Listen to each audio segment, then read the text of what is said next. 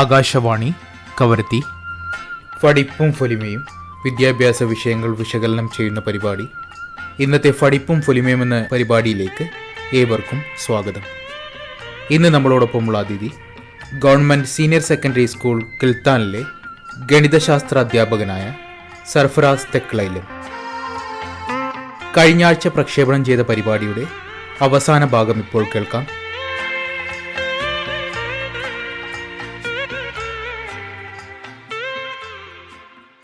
ഇപ്പോൾ sir maths ക്ലബിലെ മാഗസിൻ്റെ കാര്യം പറഞ്ഞല്ലോ. ഞാൻ ചോദിക്കുന്നത് അതല്ലാതെ സ്കൂൾ മാഗസിനുമായിട്ട് ബന്ധപ്പെട്ട് സാറിൻ്റെ പങ്കാളിത്തത്തെക്കുറിച്ചൊന്ന് വിശദീകരിക്കാമോ? മാത്സ് അല്ലാതെ പിന്നെയും സ്കൂൾ മാഗസിനുമായിട്ട് ഞാൻ 1-2 വർക്കുകളിൽ ഏർപ്പെട്ടിരുന്നു. അതിൽ എടുത്തു പറയത്തക്ക ഒരു വർക്കായിരുന്നു ചേത്ലാത്ത് ദ്വീപിൽ നിന്ന് ഇറക്കിയ 2 വർക്ക് ചേത്ലാത്തിൽ നിന്ന് ഞാൻ ചെയ്തിട്ടുണ്ടായിരുന്നു. എൻ്റെ ഒരു മേൽനോട്ടത്തിൽ കുട്ടികളിലും മറ്റ് അധ്യാപകരുടെ സഹായത്തോടു കൂടി തന്നെയായിരുന്നു അത് ചെയ്തിരുന്നത്. ഒരു ബുക്കായിട്ടാണ് ഒന്ന് ചെയ്തത്. അതൊരു കൈകോൽ എന്നുള്ള ടൈറ്റിലായിരുന്നു ചെയ്തത്. അതിനെ സംഭവം രസകരമാണ്. നമ്മൾ 4 ഹൗസുകളായി തിരിച്ചു. അന്ന് ഓരോ ഹൗസിനും ഓരോ ദ്വീപിൻ്റെ പേര് കൊടുത്തു. അങ്ങനെ ഞങ്ങൾ കിട്ടിയ തിലാക്കം എന്നുള്ളൊരു ഹൗസായിരുന്നു. അന്ന് വായനാ ദിനത്തോട് ഞങ്ങൾ അസംബ്ലിയിൽ തിലാക്കം ഹൗസുകാർ ഒരു ആവശ്യം മുന്നോട്ട് വെച്ചു. ഞങ്ങൾ ചേത്ലാത്തിൻ്റെ കൊളോക്കിയലായിട്ടുള്ള ഒരു ഡിക്ഷണറി ഭാഷാ നിഘണ്ടു പുറത്തിറക്കുകയാണ്, ഇപ്പോൾ നിങ്ങളുടെ സഹകരണം വേണം. അങ്ങനെ ഞങ്ങൾ കൂട്ടായിട്ട് കുട്ടികളെല്ലാം ഒന്നിച്ചേർന്ന് ഓരോ അക്ഷരങ്ങൾ വീതിച്ചു കൊടുത്തിട്ട് ചേത്ലാത്തിൻ്റെ ഭാഷയിൽ വരുന്ന വ്യത്യസ്തമായ ആ ഭാഷാ വ്യതിയാനങ്ങൾ മൊത്തത്തിൽ നമ്മൾ കളക്ട് ചെയ്തു. എന്നിട്ട് നമ്മളൊരു പുസ്തക രൂപത്തിലേക്ക് കൊണ്ടുവന്നു. അവസാനം അത് മോഡിഫൈ ചെയ്ത് വന്നപ്പോൾ ചേത്ലാത്തിൻ്റെ ഒരു മിനി ചരിത്രം, ഒരു ചെറിയ ലഘു വിവരണം, ചേത്ലാം എങ്ങനെയാണ് ചരിത്രം, അതിലെ അത്യാവശ്യ ചരിത്ര പ്രാധാന്യമുള്ള സ്ഥലങ്ങൾ തുടങ്ങിയ സംഭവങ്ങളെല്ലാം ഉൾപ്പെടുത്തിക്കൊണ്ട് വളരെ ഭംഗിയായി ആ പുസ്തകം നമ്മൾ ചെയ്തു. DTP വർക്ക് ഞാൻ തന്നെ ചെയ്തു. അതിൻ്റെ പ്രിൻ്റ് ഔട്ട് ചേത്ലാത്തിലെ ആശ്രയ സെൻറ്ററിൽ വെച്ച് എടുത്തു. അങ്ങനെ നമ്മൾ അവിടെ തന്നെ ചെയ്ത ഒരു നല്ല വർക്കായിരുന്നു. ഇപ്പോഴും കോപ്പി അവൈലബിൾ ആണ്, പല ലൈബ്രറികളിലും നമ്മൾ കോപ്പി അവൈലബിൾ ആണ്. ഒരു നല്ല വർക്കായിരുന്നു. ഒരു 5-6 വർഷങ്ങൾക്ക് മുമ്പാണ് ആ ഒരു കൈകോൽ എന്നുള്ള ആ പുസ്തകം നമ്മൾ പുറത്തിറക്കിയത്. അതിനുശേഷം വീണ്ടും ചേത്ലാത്തിലും കിൽത്താനിലാണ് ഞാൻ കൂടുതൽ വർക്ക് ചെയ്തത്. ചേത്ലാത്തിൽ തിരിച്ചു പോയപ്പോൾ ഒരു 4 വർഷം മുമ്പാണ്. അപ്പോൾ അന്ന് നമുക്കൊരു മാഗസിൻ വർക്ക് ചെയ്യണം എന്നുള്ള ഒരു ഇതുണ്ടായിരുന്നു, ആഗ്രഹം ഉണ്ടായിരുന്നു. അങ്ങനെ ഞങ്ങൾ ഒരു സാധാ മാഗസിൻ, സ്കൂൾ മാഗസിൻ എന്ന് പറയുമ്പോൾ നമ്മൾ കുട്ടികളോട് കഥകൾ, കവിതകൾ, പിന്നെ അനുഭവക്കുറിപ്പൊക്കെ എഴുതാൻ പറയും.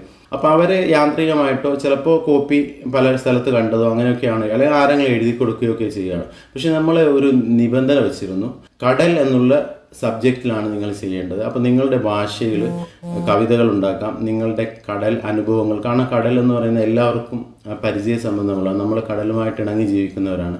അപ്പോൾ അത്ഭുതം എന്ന് പറയട്ടെ, ശരിക്കും കുട്ടികൾ കുറേ കവിതകളൊക്കെ എഴുതി തന്നു അവരുടെ ഭാഷയിൽ തന്നെ. അപ്പോൾ ഞങ്ങൾക്ക് ഭയങ്കര പ്രചോദനമായിരുന്നു.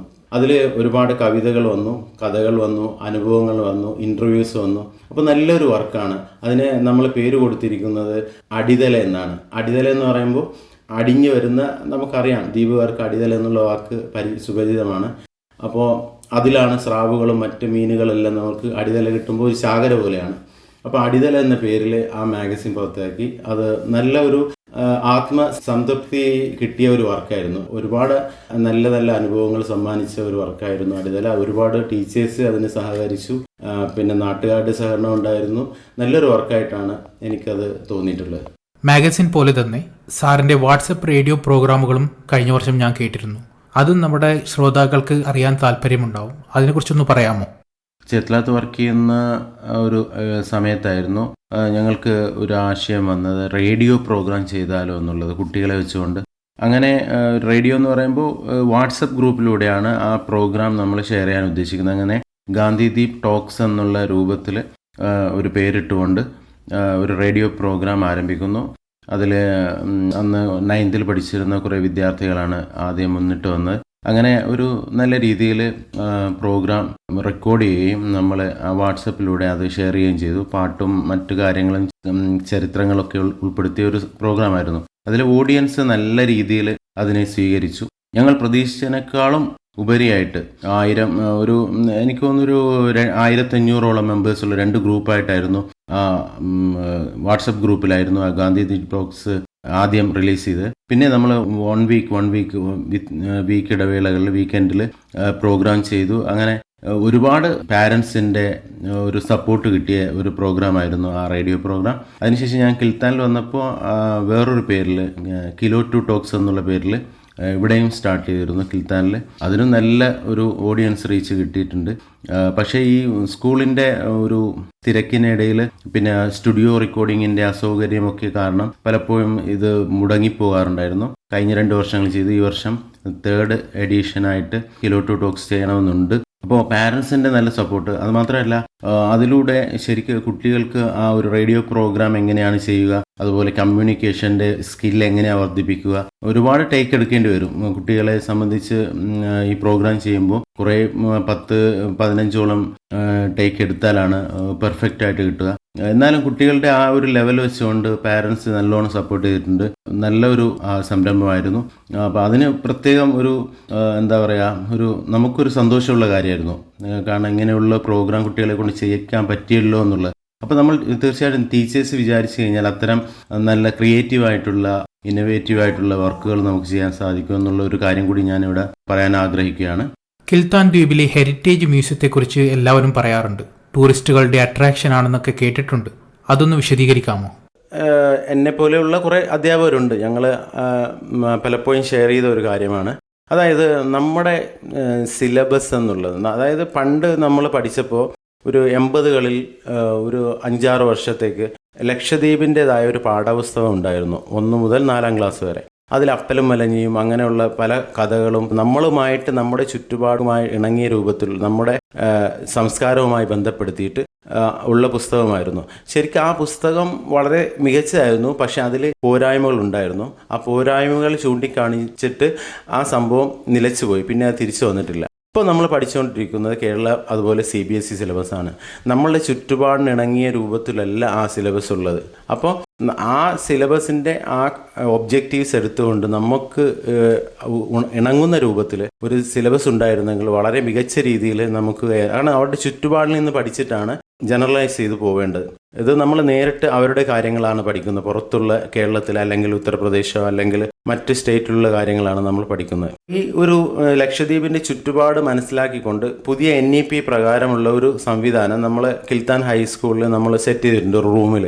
അത് ഒരു ഹെറിറ്റേജ് മ്യൂസിയം പോലെ മിനി മ്യൂസിയമാണ്. അപ്പോൾ അതിൽ ലക്ഷദ്വീപിൻ്റെ ഉൽപ്പത്തി, അങ്ങനെയുള്ള സംഭവങ്ങൾ, അതുപോലെ കിൽത്താൻ ദ്വീപ് ആണ് ഇവിടെ നമ്മൾ മെയിനായിട്ട് ഫോക്കസ് ചെയ്യുന്നത്. കിൽത്താൻ ദ്വീപിൻ്റെ ചരിത്രവും ചരിത്ര പശ്ചാത്തലവും, ഇവിടുത്തെ പ്രധാന സംഭവങ്ങൾ, പിന്നെ പണ്ട് ആൾക്കാർ ഉപയോഗിച്ച പല ഉപകരണങ്ങൾ, അങ്ങനെയുള്ള ഒരുപാട് ലിപികൾ, അതുപോലെ നമ്മൾ മെയിനായിട്ട് ദ്വീപുകാരുടെ ഏറ്റവും പ്രധാനപ്പെട്ട ഒരു വാഹനമായിരുന്നല്ലോ ഓടത്തിൻ്റെ ഒരു മിനിയേച്ചർ, അങ്ങനെയുള്ള സംഭവങ്ങൾ ഒരു റൂമിൽ നല്ല രീതിയിൽ നമ്മൾ സെറ്റ് ചെയ്തിട്ടുണ്ട്. ആ റൂമിൽ വെച്ചിട്ടാണ് റേഡിയോ പ്രോഗ്രാം ഒക്കെ ചെയ്യുന്നത്. അപ്പോൾ കുട്ടികൾ വരുമ്പോൾ ആ കംപ്ലീറ്റ് ചുമലിലുള്ള ചാർട്ടുകളും മറ്റൊക്കെ വായിച്ചിട്ട് അവരുടെ സംശയങ്ങൾ ചോദിക്കുകയും മനസ്സിലാക്കുകയും ചെയ്യുന്നത്. അപ്പോൾ ഒരു റൂമിൽ ഒരു അരമണിക്കൂർ നമ്മൾ കയറി ഇറങ്ങുമ്പോൾ തന്നെ ദ്വീപിൻ്റെ ഏകദേശം ഒരു പിക്ചർ നമുക്ക് കിട്ടും. അപ്പോൾ ഇവിടെ കൂടുതലും വരുന്ന പുറത്തു നിന്നുള്ള ടൂറിസ്റ്റൊക്കെ വരുമ്പോൾ അവർ ചോദിച്ച് അറിഞ്ഞ് ഈ ഹെറിറ്റേജ് മ്യൂസിയം കാണാൻ വേണ്ടി വരുന്നുണ്ട്. അപ്പോൾ അതിലൂടെ തന്നെ ഒരുപാട് സന്തോഷമുണ്ട്. അങ്ങനെ നമ്മുടെ നാടിനെക്കുറിച്ച് മനസ്സിലാക്കാനും മറ്റും. അപ്പോൾ അടുത്ത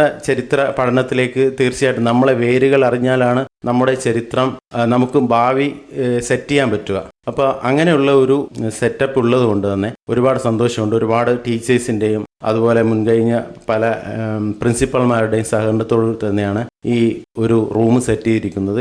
കോവിഡ് സമയത്തായിരുന്നു ഇതിൻ്റെ ഇനാഗുറേഷൻ നടന്നത്. ഇപ്പോഴും നല്ല രീതിയിൽ കൊണ്ടുപോകുന്നുണ്ട്. അത് കുറച്ചുകൂടി സെറ്റപ്പ് വിപുലീകരിച്ചിട്ട് നല്ല രീതിയിൽ കൊണ്ടുപോകാനാണ് ഞങ്ങൾ ഉദ്ദേശിക്കുന്നത്. അവസാനമായി സാറിന് എന്താണ് വിദ്യാർത്ഥികളോടും അധ്യാപകരോടും പറയാനുള്ളത്? എൻ്റെ പ്രിയ വിദ്യാർത്ഥികളോട് നല്ല രീതിയിൽ നിങ്ങൾ പഠിക്കുക, നിങ്ങളുടെ ഭാവിയിൽ നല്ല നിലയിലെത്താൻ ശ്രമിക്കുക. നിങ്ങളുടെ ഉള്ളിൽ ഒളിഞ്ഞു കിടക്കുന്ന ടാലൻറ്റ് അത് നിങ്ങൾ തന്നെ കണ്ടെത്തുക. അതിനുവേണ്ടി മാക്സിമം നിങ്ങൾ യൂട്ടിലൈസ് ചെയ്യുക, മാക്സിമം പഠിക്കുക. അധ്യാപകരോട്, എൻ്റെ പ്രിയ സുഹൃത്തുക്കളോട് പറയാനുള്ളത്, നമുക്ക് കുട്ടികൾക്ക് ചെയ്യാൻ പറ്റുന്ന അത്രയും എന്തെല്ലാം ചെയ്യാൻ പറ്റുമോ അത്രയും നമ്മുടെ ഈ ഔദ്യോഗിക ജീവിതത്തിൽ ചെയ്യാൻ വേണ്ടി ശ്രമിക്കുക. ടെക്സ്റ്റ് ബുക്കിന് ഉപരിയായിട്ടുള്ള പ്രവർത്തനങ്ങൾ ഇതുപോലുള്ളത് ഞാൻ അധികമൊന്നും ചെയ്തെന്ന് ഇവിടെ വാദിക്കുകയല്ല. ഞാൻ ചെയ്ത ചെറിയ പ്രവർത്തനങ്ങൾ നിങ്ങളുമായി പങ്കുവച്ചിട്ടേ ഉള്ളൂ. അപ്പോൾ നല്ല നല്ല ടാലൻ്റുള്ള ടീച്ചേഴ്സാണ് ദ്വീപിലുള്ളത്. ഒരുപാട് നല്ല പ്രവർത്തനങ്ങൾ ചെയ്ത ഒരുപാട് പേരെ അറിയാം. അധ്യാപക സമൂഹത്തോട് പറയാനുള്ളത്, നല്ല ടാലൻ്റ് ഉള്ള കുട്ടികളാണ് നമ്മുടെ മുമ്പിലുള്ളത്. ലക്ഷദ്വീപിലെ കുട്ടികളെ ടാലൻറ്റിനെ കുറിച്ചാണല്ലോ പറയുന്നത്. ബട്ട് ലക്ഷദ്വീപിലെ കുട്ടികളെ ടാലൻ്റ് എന്ന് പറയുമ്പോൾ അപാരം തന്നെയാണ്. പലപ്പോഴും അവർ ഒതുങ്ങിപ്പോകുന്നത്, നിശബ്ദരാകുന്നത് അവർക്ക് അവസരങ്ങൾ കിട്ടാത്തത് കൊണ്ടാണ്. പക്ഷേ നമ്മൾ കേരളത്തിലുള്ള മറ്റ് സ്ഥലങ്ങളിലുള്ള കുട്ടികളുമല്ല, നമ്മൾ കുറച്ചുകൂടി പുഷ് ചെയ്താലാണ് അവർ മുമ്പിലേക്ക് വരിക. അപ്പോൾ അങ്ങനെ ടാലൻ്റ് ഉള്ള കുട്ടികളെ കണ്ടെത്തി, പ്രത്യേകിച്ച് കഥകൾ, കവിതകൾ അങ്ങനെ രചിക്കാനുള്ള ടാലൻ്റ് ഉള്ളവർക്ക് നമുക്ക് ഒരു അവസരം കൊടുത്തിട്ട് അവരുടെ പുസ്തകങ്ങളൊക്കെ പബ്ലിഷ് ചെയ്യാൻ സാധിച്ചാൽ സ്കൂൾ ലെവലിൽ തന്നെ ഒരുപാട് ഗുണമായിരിക്കും. തീർച്ചയായിട്ടും അങ്ങനെയുള്ള ശ്രമങ്ങൾ ഉണ്ടാവട്ടെ. അതാത് സബ്ജക്റ്റുമായി ബന്ധപ്പെട്ട് അതിൻ്റെ എത്രത്തോളം സാധ്യതകൾ ഉണ്ടെന്നുള്ള കാര്യങ്ങൾ കുട്ടികൾക്ക് പറഞ്ഞ് മനസ്സിലാക്കുകയൊക്കെ ചെയ്യുക. ഇത്രയും നേരം നമ്മളോടൊപ്പം ഉണ്ടായിരുന്നത് government senior secondary school Kiltan ദ്വീപിലെ ഗണിതശാസ്ത്ര അധ്യാപകനായ സർഫറാസ് സാറാണ്. ഞങ്ങളോടൊപ്പം ഞങ്ങളുടെ ഈ പരിപാടിയിൽ പങ്കെടുത്തതിന് സാറിന് ഒരുപാട് നന്ദിയുണ്ട്. കവരത്തി റേഡിയോ നിലയം നമ്മുടെ ഒരു സ്വപ്നമായിരുന്നു. ഞങ്ങൾ പ്രീ ഡിഗ്രി പഠിക്കുന്ന സമയത്താണ് റേഡിയോ നിലയം അവിടെ സ്ഥാപിതമായത്. പിന്നീട് അങ്ങോട്ട് ഒരുപാട് നല്ല നല്ല പ്രോഗ്രാമുകൾ നിങ്ങൾ ചെയ്തിട്ടുണ്ട്. പ്രത്യേകിച്ച് കോവിഡ് സമയത്ത് കംപ്ലീറ്റ് ലോക്ക്ഡൗൺ ആയപ്പോൾ നമ്മുടെ ടീച്ചേഴ്സിനെ വെച്ചുകൊണ്ട് നിങ്ങൾ ക്ലാസ്സുകൾ കൊടുത്തു. നമ്മൾ ഓരോ ദ്വീപിലും പ്രത്യേകം സെറ്റപ്പ് ആക്കിയിട്ട് ഓഡിയോ വെച്ചുകൊണ്ട് കുട്ടികൾക്ക് അത് കേൾപ്പിച്ചു കൊടുത്തു. നല്ല നല്ല ക്ലാസ്സുകളായിരുന്നു അന്ന് കിട്ടിയിരുന്നത്.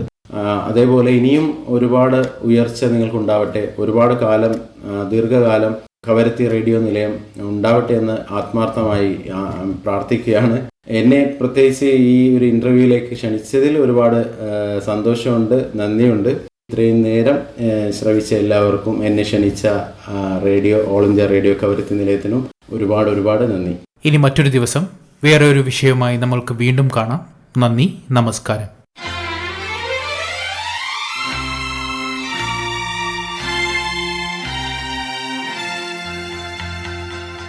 നിങ്ങൾ ഇതുവരെ കേട്ടത് ഫടിപ്പും ഫൊലിമയും. ഇതിൽ നമ്മളോടൊപ്പം ഉണ്ടായിരുന്നത് ഗവൺമെൻറ് സീനിയർ സെക്കൻഡറി സ്കൂൾ കിൽത്താനിലെ ഗണിതശാസ്ത്ര അധ്യാപകനായ സർഫറാസ് തെക്ലയിലും. ഈ പരിപാടി നിങ്ങൾക്കായി തയ്യാറാക്കിയത് മുഹമ്മദ് സലീം, മന്നായപുരം.